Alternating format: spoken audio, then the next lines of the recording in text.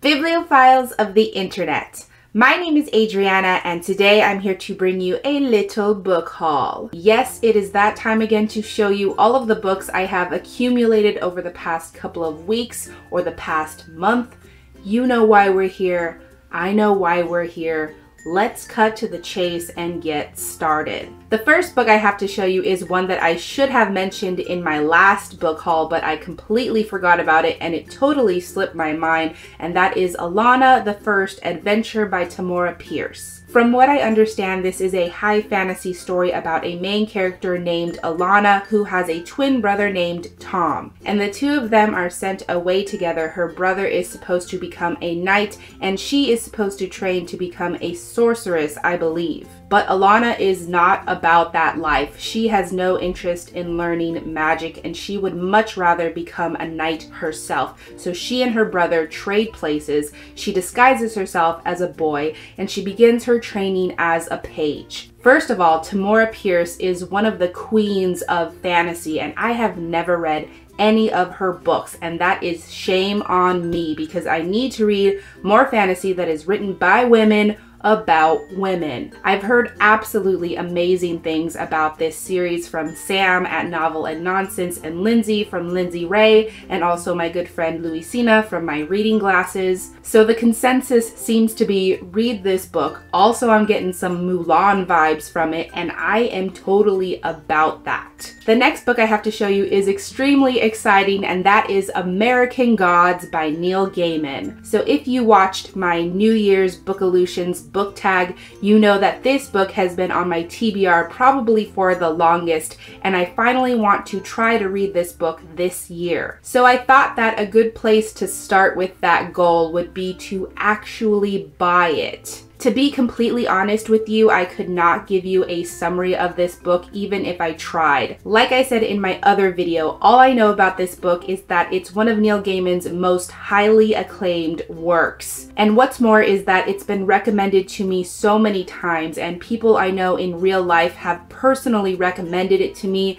so I just think that it's time. In that same order, I also bought Station 11 by Emily St. John Mandel. First of all, let's just take a moment to respect that Emily St. John Mandel is a name that deserves to be on a dust jacket. Like, that is a legit author's name. This book would be classified as adult or literary fiction, and it's also post-apocalyptic. The majority of this story takes place 20 years after a huge percentage of the human population has been completely decimated due to an epidemic known as Georgian flu. Most of this story follows a traveling theater troupe. They have banded together and they journey from town to town, putting on Shakespearean plays and just trying to move on with their life in general. To be honest, I don't know much more beyond that because I am currently reading this book, if you can see my bookmark, and I am not that far into it, so I'm not sure what else is going to happen. I'm taking my time with it, so I'm looking forward to slowly continuing it in the near future. Next, I discovered one of my newest obsessions, and that is a comic series because I bought the first 2 volumes of East of West by Jonathan Hickman and Nick Dragotta. I actually do have the physical copies, but I don't feel like holding them up because they ruin my coloring every single time. Now, I don't want to get too specific in my synopsis of this series because it can get really complicated really fast.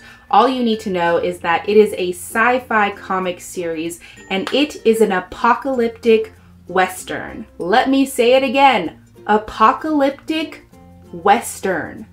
Let that sink into your mind. It's about the 4 horsemen of the apocalypse who are trying to bring about the end of the world, and they are like literally cowboys. I don't think you guys understand how much I love Westerns, how much I love sci-fi, and when you put them together, it is definitely one of the coolest things I've ever read in my life, easily. This series is so freaking rad, and I really loved the first volume. It was the first thing I gave 5 stars in 2015. So I'm really eager to continue on with this series because I really like it, and I highly recommend it as well. The next book I have to show you I got for free off paperbackswap.com, which is a website where people can trade their unwanted books with each other. I got a manga volume, and that is the first volume in the Cage of Eden series by Yoshinobu Yamada. I don't know too much about this series, but from what I remember, I believe it's about a plane full of students who crash land on a deserted island,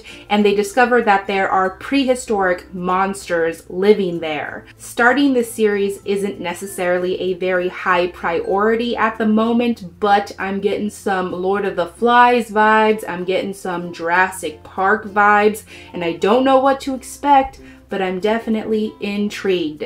The last book I have to show you is kind of interesting because it's the Spanish translation of The Fault in Our Stars, also known as Bajo la misma estrella by John Green. Believe it or not, I can't speak Spanish, but I understand it and I can read it, so I've been looking for ways to challenge my brain to read things in different languages and process things in different languages. So I decided to get this because I love The Fault in Our Stars. It's one of my favorite books, and I've read it like a trillion times, so the story is ingrained in my mind. And like I said, I just like to challenge my brain to think in another language occasionally besides watching anime. And Spanish is the language of the motherland, of my ancestors, of my relatives, so it also helps me feel closer to my heritage. So those were all of the books I had to show you in this tiny February book haul. Let me know in the comments down below if you have read any of the books that I mentioned in this video today. If you are interested in reading them, if you know anything about them, I welcome anything that you have to say. And like I said, that is everything I had for this video today, so thank you so much for watching. I really hope that you enjoyed it, and I will catch you on the flip side of the page. Bye!